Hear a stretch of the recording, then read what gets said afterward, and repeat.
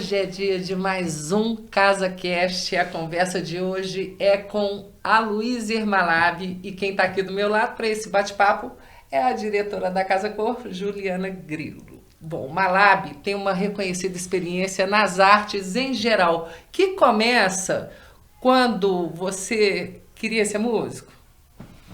Então, eu acho que sim. Eu acho que isso despertou muito. Eu tenho um tio músico, e é um tio caçula, assim, da parte materna, e sempre tocou muito, sempre me buscou muito desde menino, assim, para o quarto dele, para tocar Beatles. Ele é um aficionado com Beatles, tinha uma banda muito interessante, e ele que me aplicou de uma forma geral na música boa, assim, na música que eu curto até hoje. Então, desde novo, eu conheci, sei lá, com 9 anos, assim, eu já conhecia um bocado dessa coisa dos Stones, dos Beatles, da música daquela geração, né? E também do rock progressivo. Eu ali, novo, encantado com aquela história do tio músico e cantando e tudo, eu falei assim, nossa, eu adorava, que ele me fazia bem. Já na adolescência eu comecei a fazer, acho que nunca contei essas coisas dessa forma. Olha, isso é bom, hein? Mas às vezes eu cantava um pouquinho na banda com ele, assim, chegava, ele me chamava, cantava um pouquinho. Depois esse ambiente me fazia muito bem. Na adolescência eu fiz umas festinhas também. E acho que profissionalmente a decisão, assim, quando bateu, eu fui estudar economia, né? Depois de economia, fui fazer administração. Mas aí, peraí, você tinha uma banda, você já teve uma banda? Eu tive uma banda uma época, eu fiquei 2 anos. E nessa época você também estava na faculdade, já tinha escolhido economia? Tava. É aquela época que a gente quer fazer tudo, né? Eu fiquei 2 anos, eu transferi minha faculdade de Belo Horizonte para Salvador, fiquei 2 anos em Salvador. Que chato, hein?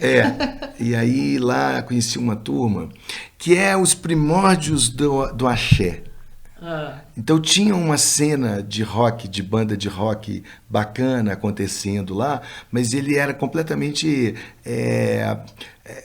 anulado pelo ACM, pelo Antônio Carlos Magalhães, com aquele monopólio, com aquele cartel das rádios, aquela visão dele de que precisava avançar com o axé, de ter aquela marca e tudo. Então não tinha espaço, não tocava nada em lugar nenhum, e essas bandas ficavam tocando nas calçadas, nos bares e aquilo, e eu tive uma banda lá durante um tempinho. Mas é só para depois, era só uma tentativa assim de falar assim, esse é um ambiente que eu quero para mim, e depois entender que não era à frente do microfone, ou não era à frente, eu fui vocalista, não era nesse sentido não, e eu acabei... Vai ter que cantar pra gente, Ju? Você acha que vai ter que cantar pra gente aqui? E aí acabei me tornando... me encontrando sendo empresário, mas não diretamente na música. Com 20 e poucos anos eu me tornei diretor executivo do Giramundo, que foi o que eu dei esse salto para falar. Já está na arte, né? Que é maravilhoso, né? Eu te falei, eu estava falando sobre esse salto de decisão, assim, falei assim, isso aqui que eu quero, sabe, assim, que foi uma oportunidade, um convite, e que eu entrei de cabeça, assim, a minha escola em termos de produção, assim, eu tive a grata oportunidade de estar lado a lado de Álvaro Apocalipse, então, maravilhoso, né? Um dos caras mais geniais que eu conheci na vida. Então eu aprendi muito nessa questão do fazer, da forma, da atenção que a gente deve ter para as entregas, do acabamento. O Álvaro era um cara muito detalhista. E na música mesmo, assim, veio uns anos mais adiante, quando a gente estava numa produção grande na oficina, e chegaram 2 pessoinhas, um casal, e nos procurando, pedindo um apoio, uns bonecos emprestados. Eu já era bastante apaixonado com essa história do boneco, qualquer bonequeiro é.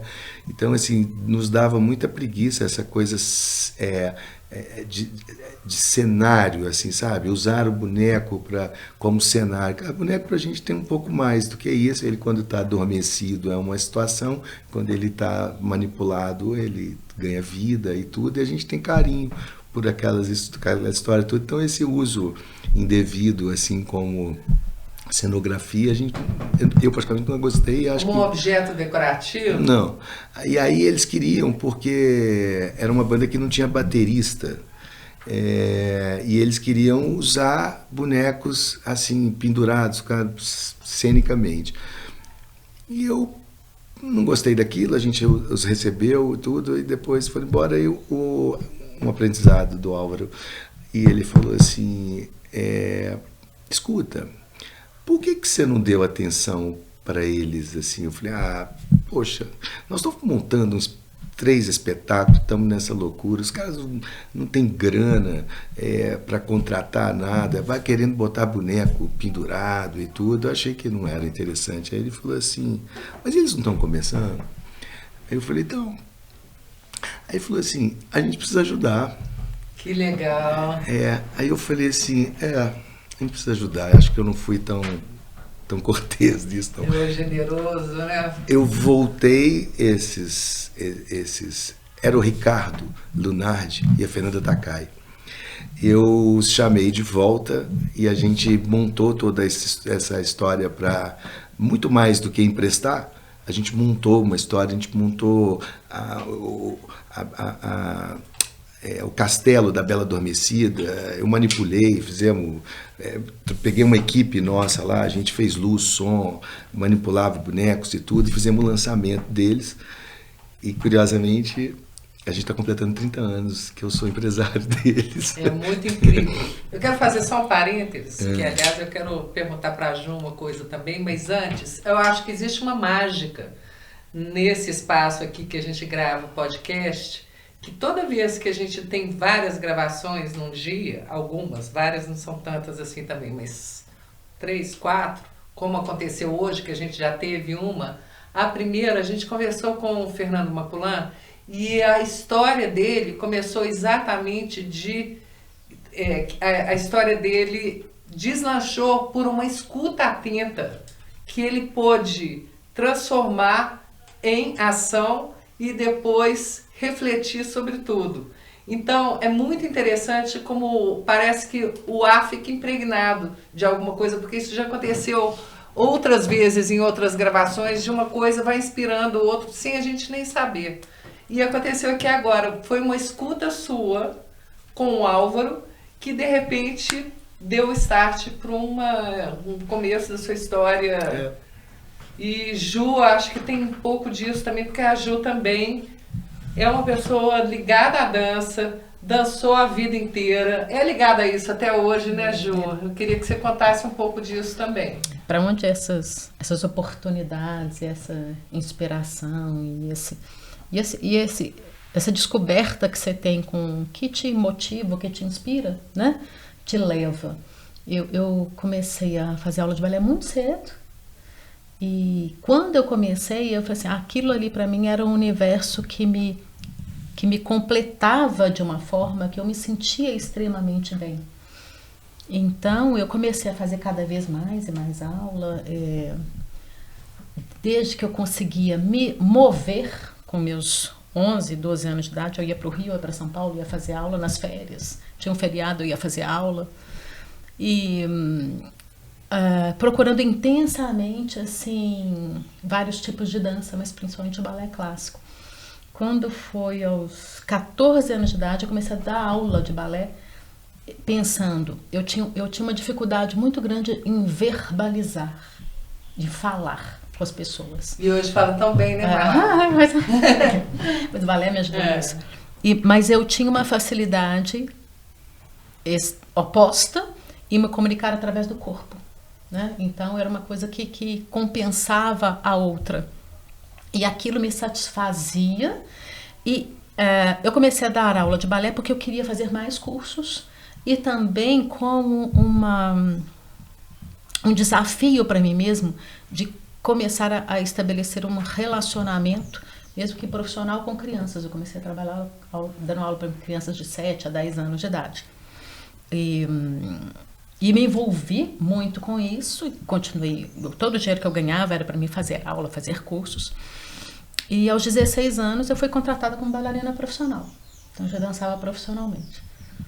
E tinha uma veia minha que era muito artística, como sempre foi, que eu amava muito o balé. Mas eu tinha uma veia também muito empresarial, muito pé no chão, muito na terra. Então eu abri uma escola com 18 anos de idade. Que coisa. E continuei a dançar, então eu tinha essa escola, tinha uma sócia, tinha uma escola. Por quê? Tudo que eu pensava assim, eu sempre fui em busca de ser uma pessoa autônoma, independente e que pagasse as minhas contas, né?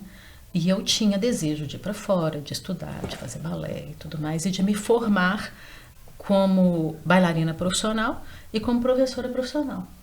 Isso quem dava era a Royal Academy, né? Então fiz todos os cursos da Royal para isso. Como é que eu vou ganhar mais dinheiro? Dando aula? Não, vou abrir uma escola, né? Então eu tinha essa veia, essa facilidade também de lidar com esse mundo empresarial, né? De ser uma diretora de escola e tal. E sempre focada na minha formação, que era me formar como bailarina e como professora mesmo da Royal Academy, né? Aí foi uma vida maravilhosa, né? A bailarina precisa de muita disciplina e eu acho que quem é diretora da Casa Cor com um evento deste tamanho e que hoje em dia vocês dois são sócios aqui do Parque, do Palácio, precisa dessa disciplina, né, gente? Precisa mesmo. Essa disciplina, acho que sempre teve muito... Eu sempre fui uma pessoa muito, muito disciplinada e muito focada. E acho que o balé, ele dá essa disciplina, esse foco, ele acaba te aperfeiçoando esses dons em você. Assim. E você leva para a vida inteira. Não é só aquela resposta, aquela disciplina com o corpo, nas aulas, nos ensaios, no espetáculo, de ter que ensaiar independente se você está cansado, está machucado, o que quer que seja.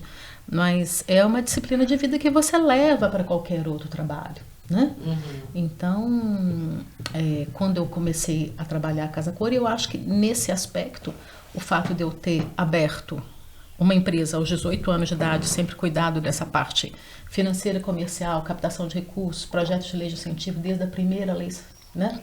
Rouanet, e foi em 89, se não me engano, né? E defendendo projetos, colocando projetos, defendendo, e viajando com companhia profissional, companhia experimental de dança, e essa formação nesse sentido, que eu acabei meio autodidata nessa história, eu acabei trazendo para a Casa Cor, porque hoje eu sou diretora financeira e comercial do evento. Sim. Né?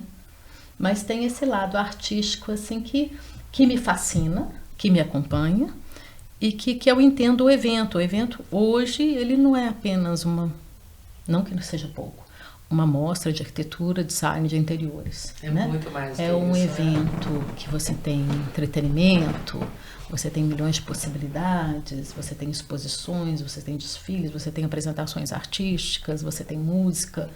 É um evento dinâmico, vivo, né? Em que está aberto aí para as pessoas trazerem seus clientes, fazer ações de relacionamento.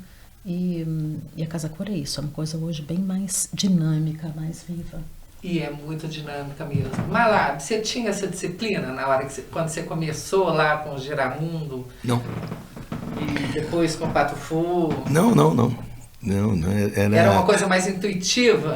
A disciplina, ela, tanto o balé quanto o esporte, isso você leva para a vida mesmo. Eu pratiquei esporte, fiz essas coisas até o início da adolescência. Aí eu fui adolescente, daqueles mais adolescentes, você pode imaginar. Então, era indisciplinado, era insubordinado, era tudo que podia, era um anarquista. Tudo que podia ser na adolescência, que todo mundo deveria ser um pouco também, né? Um pouco mais. Porém, eu acho que eu aprendi assim que... Não sei se eu aprendi, não. Eu me vi mais perfeccionista ao longo da carreira profissional, sabe? Assim,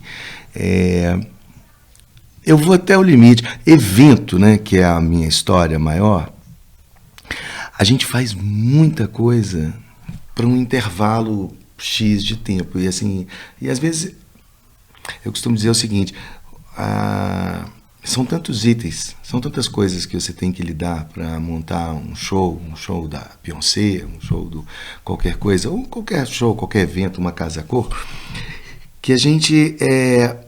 A casa-cor ainda é mais generosa porque ela dura 45 dias, mas normalmente eu sou acostumado a levantar um prédio que dura um dia. Aliás, que dura algumas horas. Né? E ali você não tem chance de erro. Né? Então, assim, eu trabalho um planejamento extenso, com antecedência, com tudo, para viabilizar projeto, responsabilidade responsabilidade civil, responsabilidade... Eu lido com o público. Como é que eu faço um evento para 60, 100 mil pessoas sem ter essa rigidez assim, de entrega? Né? Qual foi o primeiro grande evento que você fez? Puxa... E qual foi a dor de barriga que você sentiu assim? A gente sente sempre. Não, assim, eu acho que os primeiros eventos me davam mais... Eu estou tentando pensar aqui, estou tentando lembrar aqui o que foi o mais expressivo. Sim. É que eu fiquei muito tempo... Se você pensar assim, eu lido muito com show internacional. E Belo Horizonte, nada vinha para cá, até os anos 90 e tudo. Ali nos anos 90, eu comecei a trabalhar, não só eu, mas outros amigos, de inserir Belo Horizonte dentro de um circuito internacional. Então a gente começou, lógico, com artistas que a gente gostava, e artistas menos conhecidos do grande público, mas que para assistir a gente tinha que ir a São Paulo. Nem era Rio, era São Paulo. Então eu fui criando festivais e isso, então foram muitos. Eu tenho vários assim para dizer de impacto, mas eu acho que o que marcou para mim assim mais não foi o início, foi a era mais recente de 10, 12, 15 anos atrás, dos grandes, sabe? Fazer estádios, isso me deu uma ideia mais gostosa. Então, assim, eu posso te dizer que o Elton John na inauguração do Mineirão foi muito legal. Né? Foi muito legal, assim. Foi muito bom. Mas eu vou dizer a questão assim da história, assim, que acho que é uma maturidade. O Elton John não era um artista daquele tamanho, naquele momento, para o estádio. Aquilo tem uma construção muito interessante para ter dado certo. Que era a inauguração, que era um sábado, que era... associei a aniversário da Rede Globo para comemorar junto, que com isso a gente teve muita mídia. Então a gente foi construindo uma série de coisas para dar certo. Então eu acho que tem esse marco de falar assim, ali eu vi o planejamento, a Vera, sabe, assim, de falar assim, é isso. Eu sabia que ia... E meus parceiros assim de outros cantos que fazem shows e tudo, falaram assim, Malab, Elton John não é um artista para um estádio, tudo. Eu falei, é sim. E aí nessa era eu reinaugurei esses estádios aí do Brasil. Eu fiz aqui, eu fiz Curitiba, eu fiz Salvador, eu fiz o Independência. Então foi uma fase muito interessante assim de entender a vida, porque produtor, eu aprendi muito novo que o grande barato da gente é o repertório de conhecimento agregado. Então, como eu fiz muita coisa, eu tive fundição de joia, eu tive delicatessen, eu trabalhei com o Giramundo, então que a gente tem muitas coisas de material, então eu construía boneco também, eu fazia coisas, ajudava na oficina, fazia luz. Você vai tendo um repertório bacana que o legal do produtor é isso, né? Então, quando você lida com mais essa parte minha administrativa, que eu gosto, comercial, isso e tudo, você consegue colocar. Então, eu acho que o que me marcou mais recente. Agora, o Patofu, eu fui empresário de alguns artistas. Já fui empresário do Jota Quest num período de um projeto, mas fiz a volta dos Mutantes, fiz a volta da Legião Urbana, tudo. Mas o Patofu me deu muitas alegrias nesse sentido dos primeiros shows, de uma época que a gente fez um show na Praça da Savassi, fazendo um lançamento nacional, de chegar no Rock in Rio, no Palco Mundo. Assim, a gente tem muitas conquistas. Porque São quantos anos? 30. Estamos fazendo agora 2022. Exatamente. Então, tem uma história muito bonita nisso aí. Então, tem vários marcos. Eu tenho um festival que eu fiz durante 18 anos, que é o Eletrônico, um festival de novas tendências. Me deu muitas alegrias também ao longo da vida, assim, de realização. Que esse festival, ele foi uma forma que eu encontrei de ampliar aquela visão de querer ter artistas menos conhecidos, esse festival foi muito referência. Foi um estouro. Foi um dos primeiros, foi, se não o primeiro da América Latina a sair só da música e trazer para um universo oficinas, palestras, coisas, sabe? Assim, os festivais de música não eram assim. Eu me lembro que em 99, quando a gente começou, eu tinha uma área, se vocês lembrarem dos anos 90, a gente tinha muito aquela coisa do Mundo Mix, aquelas feiras né? E eu fiz algo. Eu lembro da eletrônica no comecinho. Eu fiz algo disso, assim, muito. Uma feira muito legal. Assim, a gente começou em 99 em 5 espaços da cidade com 37 artistas. Assim, já era um negócio malucão. Nessa feira tinha Sommer, tinha Ronaldo Fraga, tinha não sei o que, sabe? Assim, tinha uma turma ali efervescendo e estava ali com a gente e tudo. O Ronaldo foi até o que fez a primeira camiseta do Eletrônica. Então tinha uma coisa muito, muito gostosa. Então tem vários marcos assim para cada. Tinha muitas potências ali que estavam assim. A água estava limpa ainda. Né? Para vários projetos. E é pré-digital, né? Sim. Então, assim, tinha uma coisa assim, que era bacana da minha geração, era descobrir e aplicar, né? Porque não tinha internet, não tinha nada. Então, assim, a gente cavucava para pegar as coisas mais legais. Gente, é muito legal isso. Descobrir e aplicar é você ir naquela praia que ninguém foi ainda e chegar, nossa, eu tenho que te contar, esse lugar é demais. Aí é tipo sempre assim, gostei aquela disso. aplicação. Sempre gostei disso.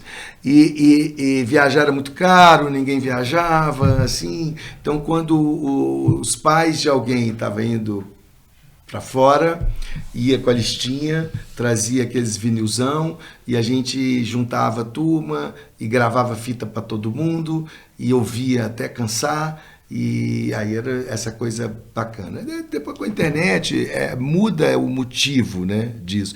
E antes eu gostava, para mim, assim, não importa se a fama, o reconhecimento, assim, importa ter uma boa música e boa performance. Eu ia atrás disso. E hoje em dia fica difícil aplicar, porque se a gente trocar aqui um pouquinho, em 2 minutos eu já sei tudo. Então, assim, o tempo de aplicar alguém no novo mudou. As pessoas já pesquisam e tal. O que também, para fazer uma programação, é mais desafiador. Então, são muitos marcos. Eu acho que o marco é projeto, e o projeto que é mais, que a gente se empenha mais, e quando vê de pé, quando vê a coisa acontecendo e tudo,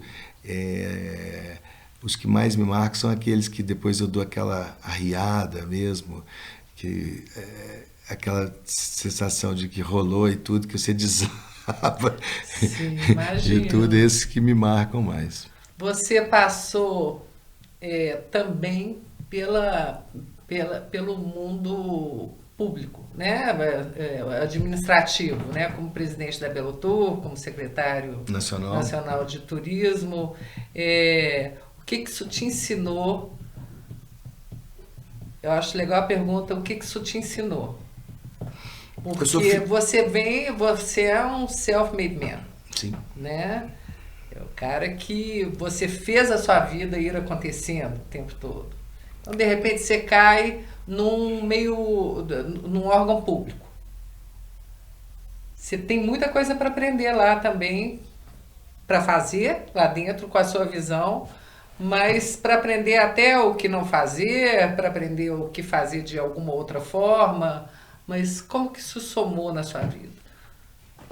Eu sou filho de funcionário público. Meu pai fez a carreira dele toda como funcionário público. Então, é muito gostoso estar aqui na Casa Cor. Eu conversava com a Isabela Vetti, falando sobre esse projeto, esse ambiente dela aqui, inspirado em departamento, que ficou muito legal, porque o pai dela também era... Que é o que nos remete mesmo, esse palácio ali, aquela coisa das madeiras. E eu tenho uma lembrança de serviço público sempre muito baixa qualidade, né? Hoje melhorou muito, mas antigamente era muito ruim. Então, eu tenho sempre uma lembrança de uma repartição pública que o telefone toca e ninguém atende, entendeu? Assim, umas coisas que você chega num balcão por qualquer demanda que tenha e tudo, aquela má vontade. Então, eu tinha pavor disso. E sempre fui muito crítico a isso. E meu pai começou cedo, fez uma bela carreira como funcionário público, e aposentou muito novo. E, curiosamente, ele nunca mais quis voltar. Ele ficou na Secretaria da Fazenda uma vida inteira, ele nunca mais quis voltar lá e tudo. Ele, assim, missão cumprida, foi para casa e tudo. Então, aquilo me marcava muito sobre a qualidade do serviço e o não pertencimento ali naquela história. Então, eu fui sempre muito crítico ao poder público. Quando veio o convite, eu já passando já dos 50 anos, eu achei que poderia fazer melhor. E achei que eu já tinha idade suficiente para não ficar só fazendo crítica, que a oportunidade estava batendo na minha porta e dava para eu ir lá e falar assim, olha, eu acho que dá para fazer melhor. Eu fiquei 2 anos à frente da Belotour. A gente fez uma revolução na Belotour. Entendeu? Assim, a gente fez uma revolução. Eu peguei um carnaval aqui que tinha 1 milhão de patrocínio, eu transformei ele em 30 milhões. Entendeu? Assim, isso do ponto de vista financeiro. Mas do ponto de vista de estruturação, de posicionamento da cidade, esse trabalho de Belo Horizonte surpreendente, essa marca turística, essas coisas que a gente vê aqui, sabe? Tem todo um conceito. E quando eu cheguei, existiam uns planos do plano de governo do prefeito, do Alexandre Calil, mas eu cheguei ali tudo em meio a um carnaval que a gente precisava entregar em fevereiro, eu enlouquecido para fazer aquilo sem grana, sem tudo, em paralelo eu fui inspirando ali no programa dele, traçando um plano para 4+4. E aí eu fiz esse projeto e quando acabou o carnaval, que foi um sucesso estrondoso, eu botei isso na mesa dele e falei assim, chefe, é isso que você quer? Ele falou assim, é isso. Então me deu muito carta branca assim, para tocar. E aí a gente voou alto, sabe? Voou alto mesmo, assim, de estar inserido em circuito de cidades turísticas pelo mundo e tal. Tem coisas além do que a gente vê, né? de trabalhar. E entusiasmado com isso tudo, recebi o convite para ser secretário nacional, que foi uma decisão delicada, mas eu fui. Então, você me pergunta aqui que eu aprendi. Primeiro, conhecer os dois lados. Com uma experiência longa que tenho aqui do lado de fora, eu consigo entender essa máquina emperrada, as dificuldades e a forma de olhar. Porque aqui fora, a gente pode fazer tudo que não é proibido. Nós, da iniciativa privada, tudo que não é proibido, você não pode matar, não pode roubar, não pode não sei o quê, mas tudo que não é proibido, assim, tudo que é proibido você não pode fazer. O que não é proibido você pode. Essa é a forma que aqui de fora a gente aprende. Lá dentro, a gente só pode fazer o que tem previsão legal. Se não tem a previsão, não pode fazer. Então, são formas distintas de olhar. Entendeu? Falei, putz, mas... E muda a agilidade do processo todo. E aí você consegue entender por que emperra. Né? Entendeu? Se não tem previsão legal para aquilo ser feito daquela forma, você tem que cuidar dessa previsão legal. E cuidar dessa previsão legal é legislativo. E se você está dentro do executivo com um tempo curto, como é que você aprova isso para poder implementar alguma coisa com agilidade? Então é muito maluco você lidar com essas... assim, né, com essa dicotomia, mas também eu estando lá dentro, como é que você acelera? Eu sou impaciente, entendeu? As coisas têm que acontecer rápido. A Ju agora é minha sócia, ela sabe. Qual que é o seu signo? Eu sou geminiano. Sou geminiano. Olha que ótimo, adoro. Então assim, as coisas para mim, a sensação que eu tenho é que eu não tenho tempo para colocar os projetos na rua que eu vim fazer nessa vida. Então eu corro o tempo inteiro para fazer as coisas que eu vim fazer. E aí, depois com essa ida para Brasília, a régua sobe muito, né? Porque você tem presidente, ministro, secretário. Eu passo a estar num lugar onde eu estou no terceiro escalão do Poder Executivo e com uma visão de Brasil e com uma conexão e com as possibilidades que você tem. Aí, cara, deu para fazer um trabalho legal. Eu, quando cheguei lá, também preocupado com essa agilidade, eu vi que tinha um projeto adormecido do governo anterior, que era uma parceria com o Sebrae de um aporte bom de grana para poder fazer investimento em todos os estados e tudo, um negócio bacana de trabalhar a formação, o fomento e tudo, porque como o Brasil, a gente precisa tem que ter algum tipo de política pública básica para colocar todo mundo nos mesmos patamares, porque a gente sabe, tanto na cultura, no turismo, no lazer, essas coisas, no entretenimento, a gente sabe, quase tudo também, a gente sabe como que é discrepante a questão do eixo Rio-São Paulo, ou do Sudeste em relação ao outro, e como é que você faz uma marca Brasil que tenha minimamente o serviço, um padrão mínimo de serviço. A gente aqui no Brasil, a gente sofre tanto que um restaurante tem uma dificuldade enorme de ter padrão na qualidade dos insumos. É difícil isso, né? Hoje você vai comer um peixe no meu restaurante, pode ser que amanhã o peixe tenha outro gosto. O padrão dessas coisas é muito difícil, muito caro, né? É muito oneroso. Então, esse trabalho foi um trabalho muito legal. Outra coisa que eu não consegui realizar, mas também fomentei muito lá, que era uma visão que eu tive sobre crescimento, né? Os números de turismo interno e externo.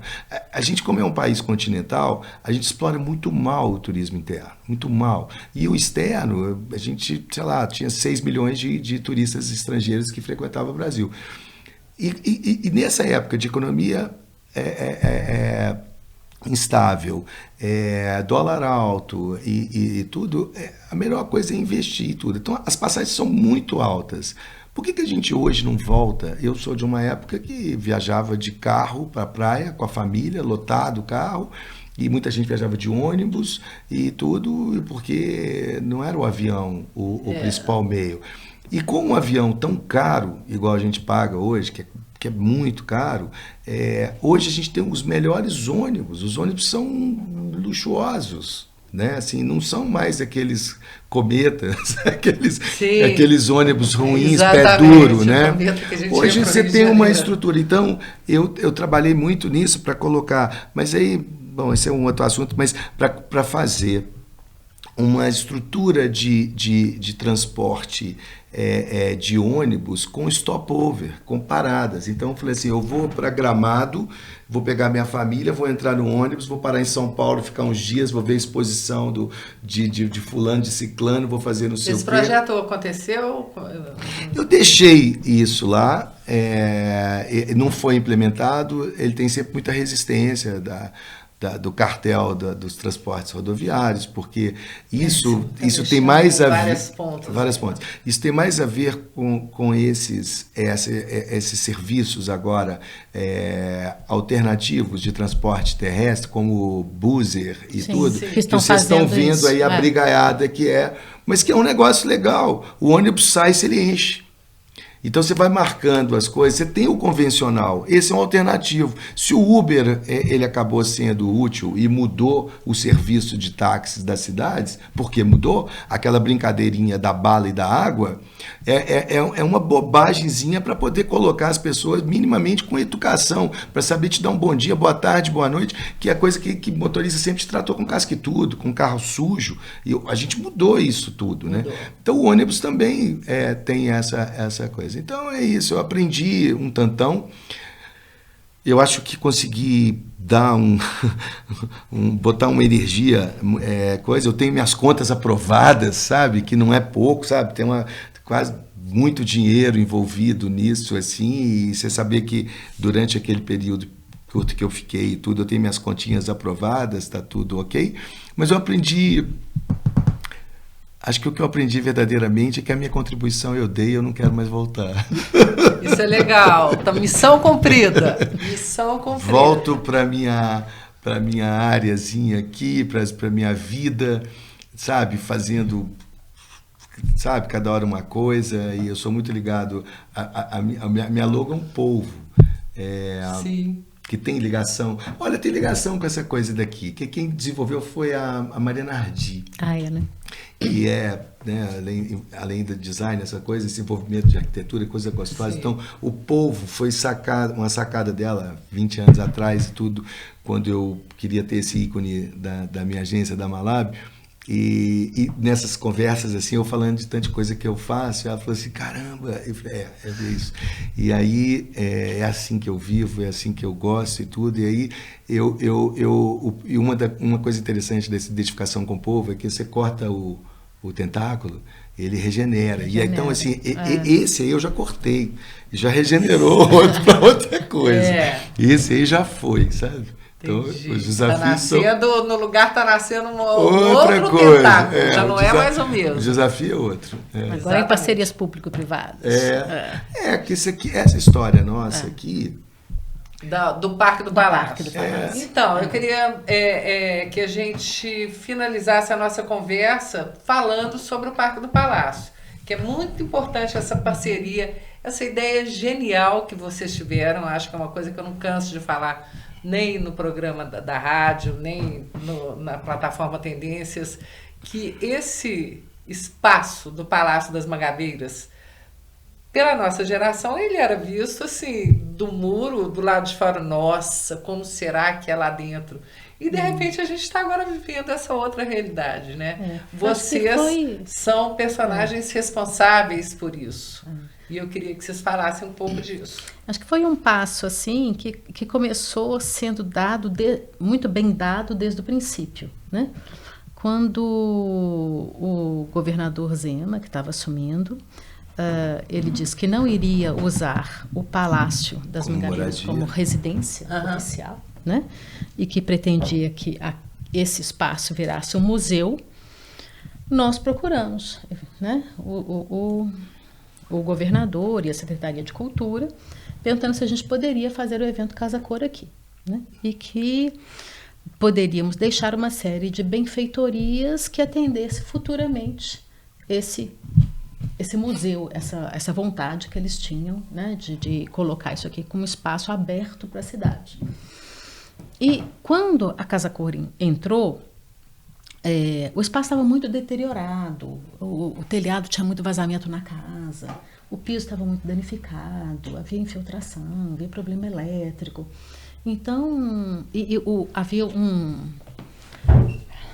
nós descobrimos dentro do IEFA uma planta de Bulemax com paisagismo, e que a gente não sabíamos que existia essa planta, o IEFA que veio trazer para a gente, e que não havia resquício de implantação dessa. Sim, o jardim estava totalmente, né, deteriorado, né? Mais que isso, o que ela está dizendo é que nunca foi implementado. Nunca foi implementado. Sim, não exatamente. Não há foto, não há registro, não há nada. A gente sempre soube que aqui eram jardins Bulemax. Eu acho que ele fez o recorte, mas não fez a implantação. Não tem um projeto. Né? Então, veio no primeiro ano da Casa Cor, que foi em 2019, nós fizemos uma série de benfeitorias para trazer para melhorias da edificação, né? E começamos a implantar o jardim. E isso trouxe para a cidade, para a população, aquela curiosidade de ver, que quase ninguém tinha entrado aqui, né? Foi residência oficial dos governadores desde Juscelino Kubitschek. Não era um espaço aberto ao público. Poucos governadores usavam isso como um espaço social de encontros, muito poucos usaram isso. Então ninguém conhecia. Então houve um interesse muito grande da cidade, da mídia, no sentido de que realmente isso aqui não pode voltar a ser uma residência, vamos colocar isso daqui para a cidade. Aí 2020 foi um ano que teve a pandemia, aí nós devolvemos o espaço para a Codenge, que é quem faz essa manutenção do espaço. Quando a gente volta em 2021, tudo meio assim morto, muito seco, as plantas Espaço fechado. As fechadas, Você deteriora. sabe como é, né? Assim, Não. você... Deteriora. E a manutenção de um espaço desse tamanho, né, gente? Gente, é muito grande. Espaço sem ter gente, sabe? Isso é igual, sei lá, sítio, casa de praia, e não sei o que. Se você só vai nas férias, quando você voltou, você imagina isso fechado, só com uma vigilância patrimonial. E então houve uma reivindicação não só da população como dos órgãos públicos que isso não fechasse novamente. Então nós fizemos a Casa Cor 2021 com outras entregas e em seguida a gente colocou um projeto que foi o 100 anos da Amílcar de Castro, né? Na lei. Na lei de Mas incentivo. nós juntos, a gente fez uma manifestação mesmo de interesse, sabe? Junto ao governo. Isso. De que não fechasse, que desse continuidade. Aí que a gente se encontra, assim, né? A gente fez uma manifestação de interesse e desenvolvemos nessa linha. E que é uma situação, do ponto de vista do poder público, extremamente inovadora. Assim. Eu não conheço não isso. Tem outra. É sempre uns entraves, uma dificuldade. Sobre esse aspecto, isso eu acho exemplar aqui, assim, a agilidade das coisas, a forma que foi feita. A vontade do poder público, de fazer, né? E disponibilizar isso, assim, é muito legal quando as pessoas entram aqui, Sim. né? E assim elas ficam... Porque realmente, assim, quem pisou aqui antes... Elas se sentem super valorizadas. Eu vejo isso desde a entrada ali embaixo, desde quem está trabalhando na portaria. As pessoas vão mudando, assim, nossa, eu estou aqui no palácio. Dentro do palácio. Tem essa E o mística universo toda. de possibilidades que esse espaço de 41 mil metros quadrados Dentro oferece. desse universo né? de possibilidades, eu tô doida para saber da agenda de shows que vai ter aqui. Não só shows, não só shows. O que é interessante é que a Casa Cor, ela termina agora. Aí a gente tem uma programação, porque transformar isso em parque puro e simples, Belo Horizonte tem 74 parques, entendeu? Assim, você não conhece 15. Ou não frequenta 15. Não frequenta. Sabe? Assim, então, assim, não podia ser mais um parque. Então, a gente tem que dar vida a essa história. E trazer vida para cá, precisa ter eventos. E nós vamos fazer eventos vamos fazer mais exposições, vamos fazer shows. Eu lembro da época de ter... Eu tive o privilégio de ver o Ray Charles no Parque das Mangabeiras. Eu estava lá. É uma coisa. Rita Lee, Ray Charles e tudo. Foram vários shows. Foi Aqui é um lugar maravilhoso para shows também. E assim que vai todo mundo pacificamente, né? Assim, chega lá para ver um show ao ar livre nesse. E um lugar que você possa comer bem, tomar um belo drink, fazer um piquenique no gramado. E tudo. Sei lá, vir trabalhar. Sim, exatamente. Sabe, assim, um super ambiente bacana para você abrir um computador e organizar a sua vida, ou ter ideias, ou ter insights, ou tudo, sabe? Esse silêncio. O tempo, eu aprendi aqui nessa convivência. Nossa, eu moro aqui perto, mas eu moro abaixo da Bandeirantes, então eu moro na cidade, né? Porque acima da Bandeirantes a gente tem uma calmaria. Dá uma quebra ali. Quando o dia rende aqui, rende igual quando a gente vai para o interior e que você faz tanta coisa que você vê e fala assim, nossa, meio-dia agora. Aqui é impressionante a produtividade. Primeiro que ele deixa o filho da escola aqui do lado às 7, e 7h30 está aqui trabalhando. Quer dizer, o seu dia rende, e feliz, né? Sem sentir o tempo passar. A gente está aqui e não sente o tempo passar. Às vezes, quando eu entro e deixo os meninos e vem e tal, aí eu saio, vou tomar um café, ando por aqui e tudo, assim, 10 horas, 10h30, eu já fiz um tanto de coisa, já mandei um tanto de coisa para um monte de gente. E tem esse lugar aqui, assim, para te inspirar, para tomar o café e voltar e tal. As pessoas podem vir para cá pensando nisso também, né? Também. Muito legal. O nosso projeto é amplo, nós vamos enveredar muito para o lado ambiental, nós vamos desenvolver nossos viveiros ali, nós temos nossas coisas para fazer, ainda tem arborismo, tem um monte de coisa para fazer, além desses eventos. A gastronomia é um ponto que a gente acredita também bastante, né, o que está em torno do comer, É muito bom, É sabe? muito bom. Tudo é muito bom. É uma sociabilização muito bacana. Comer e beber é um negócio que harmoniza qualquer situação, né? Ai, gente, que venham muitos e muitos, muitos anos de parque. Isso. Muito feliz, muito satisfeita, muito obrigada. A gente obrigado. que A agradece. gente tem que agradecer, acho que a população toda tem que agradecer muito essa ação de vocês que culminou nisso, que quem já conhece sabe. Agora, quem não conhece, imagina o que está perdendo, mas só vindo mesmo para saber, né, Isso gente? mesmo. É isso. Muito obrigada, Malave. Obrigado, eu. Obrigada, Ju. Obrigada, Lenora.